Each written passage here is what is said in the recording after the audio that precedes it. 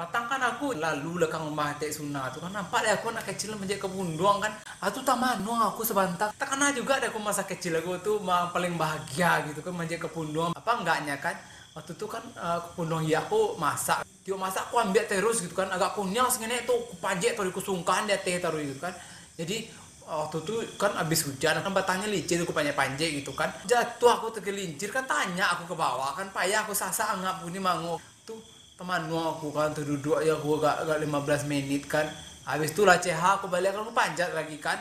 pas dam aku lagi kan panjat udah banyak dapat aku sungkahan ya teh tuh masuk aku runduk kan ke baju karena meluncur ke bawah balik kan itu lama-lama menyungka kan ada bau busuk deh aku kan apalah yang bau nih ya habis itu kok awal lah pang gue aku yang mulus ini kan tuh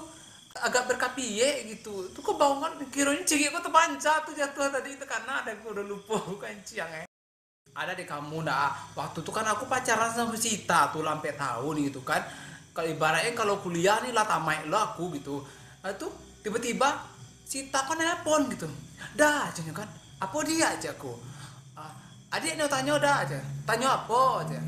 adik nih putui sama udah lah kuliah ndak aja kan tuh kaget aku jawab aja spontan kan kuliah dia aja aku kan untuk adik kesayangan udah aku apa sih nak kuliah satu ya kuliah aja aku tuh udah balik sama cewek kan